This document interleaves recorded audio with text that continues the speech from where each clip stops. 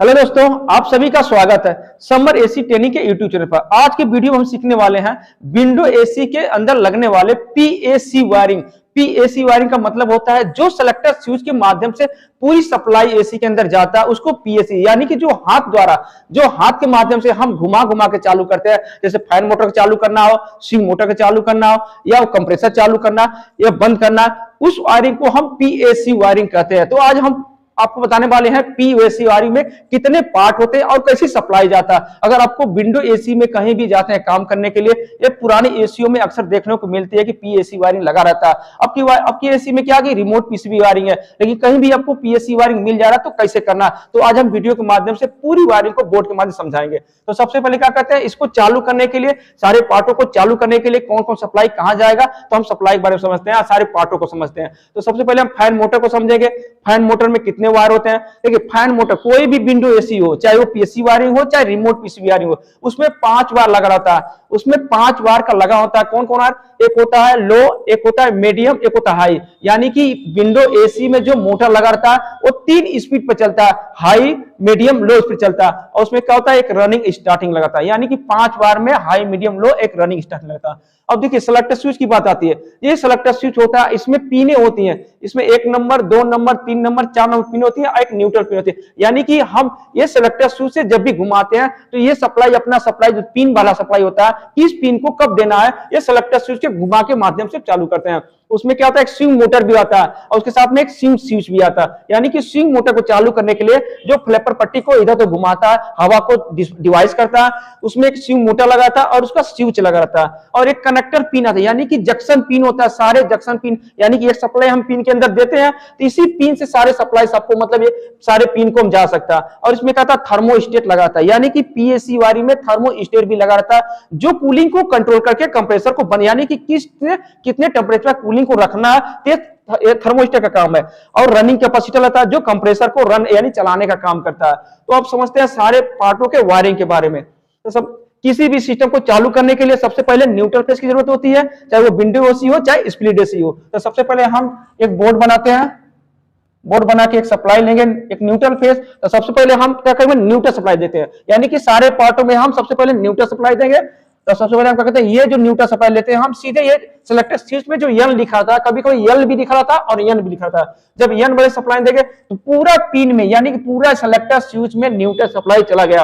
अब सप्लाई गया तो 1 नंबर को हम सप्लाई पकड़ेंगे और इसमें से हम क्या करेंगे, 1 नंबर का ये सीधे देंगे आपका फैन मोटर के लो वाले में देंगे, और दूसरा सप्लाई क्या पकड़ेंगे, सीधे हम फैन मोटर के मीडियम वाले में देंगे, और तीसरी जो सप्लाई पकड़ेंगे कहां देंगे, फैन मोटर के हाई वाले में। यानी कि अब 1 नंबर, 2 नंबर, 3 नंबर जो पिन होता है हम लो, मीडियम, हाई, फैन मोटर के लो, मीडियम, हाई वाले में देते हैं। अब आता है, अब इसको देना है सप्लाई, इसको भी हम क्या कहते हैं, यहां से एक न्यूट्रल दे दिए यहाँ चालू करने के लिए, और इसका जो आता है एक हम यहाँ देते हैं, यानी कि जो स्विंग मोटर दूसरा पिन है कहां देंगे, इसका स्विच के किसी एक पिन में देंगे। ये हो गया न्यूट्रल। अब देना है कंप्रेसर को न्यूट्रल, मतलब यहाँ देना। अब करना क्या, यहां से हम 4 नंबर से उठाएंगे और सीधे कहां लेके आएंगे, ये कंप्रेसर के कॉमन वाले में। अब ये पूरी सप्लाई सबको हो चुकी, यानी कि हम सिलेक्टर स्विच में भी दे दिए, फैन मोटर में दे दिए, स्विंग मोटर में दे दिए, और स्विंग स्विच में दे दिए, और कंप्रेसर में दे दिए। अब देना क्या है, हमको पूरी फेस देना, यानी कि सारे पार्टों में फेस की सप्लाई देना है।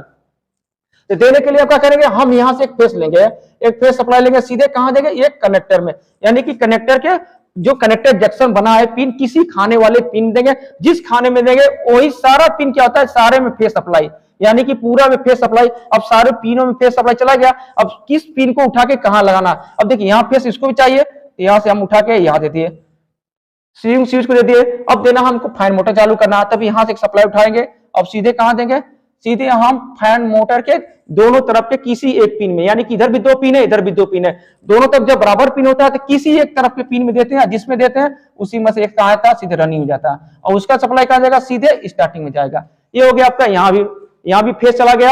अब देना हमको क्या, स्विंग मोटर में देना। अब यहां से एक उठाएंगे और कहां देंगे, सीधे थर्मोस्टेट के किसी एक पिन में देंगे, यानी कि फेस हम थर्मोस्टेट किसी पिन में देंगे, और उसका दूसरा जो सप्लाई जाएगा कहां जाएगा, ये रनिंग कैपेसिटर जो ज्यादा पिन है, जिस तरफ ज्यादा पिन है उसमें देते हैं, और जिस तरफ पिन में देते हैं उसी पिन से सप्लाई निकलेगा कहां जाएगा, सीधे रनिंग वाले, यानी कि कंप्रेसर के रनिंग में जाएगा।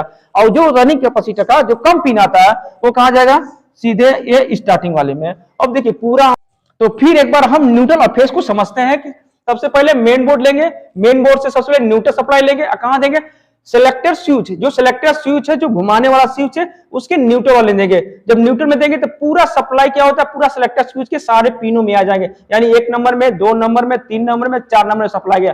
तो सबसे पहले 1 नंबर को हम पकड़ेंगे और उसका सप्लाई कहां देंगे, सीधे फैन मोटर के लो वाले में समझेंगे, और उसका 2 नंबर पकड़ेंगे, सप्लाई कहां देंगे, फैन मोटर के मीडियम वाले वायर में देंगे, और तीसरी सप्लाई कहां देंगे, फैन मोटर के हाई वाले वायर में देंगे। यानी कि लो, मीडियम, हाई वाले में 1 नंबर, 2, 3 नंबर चला गया। अब देना क्या है, स्विंग मोटर के देना, तो 4 नंबर से उठाया हम स्विंग मोटर के किसी एक पिन में देंगे, और उसके दूसरे पिन से कहा जाएगा स्विंग स्विच के किसी एक पिन में देंगे। ये हो गया न्यूट्रल आपका। फिर यहां से 4 नंबर से एक सप्लाई उठाएंगे, हम एक सप्लाई न्यूट्रल उठाएंगे, कहां देंगे, सीधे कंप्रेसर, एक कंप्रेसर के कॉमन वाले पिन में जाएगा। अब ये हो गया आपका न्यूट्रल।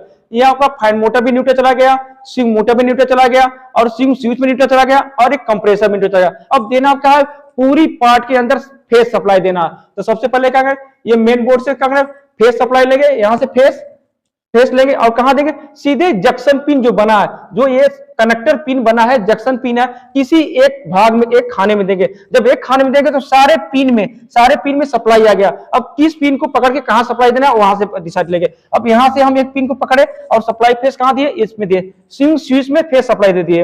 अब क्या करना है, फिर एक सप्लाई यहां से निकलेंगे, यानी से यहां से फेस सप्लाई फिर निकालेंगे, और कहां जाएगा, सीधे एक फैन मोटर के, जो फैन मोटर पिन, इधर 2 पिन है, इधर पिन है, किसी एक तरफ वाले पिन में देंगे।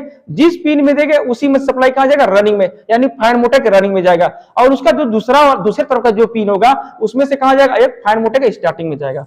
अब समझते हैं थर्मोस्टेट के बारे में। अब इसमें से भी एक फेस जाएगा और थर्मोस्टेट के किसी एक पिन में देंगे।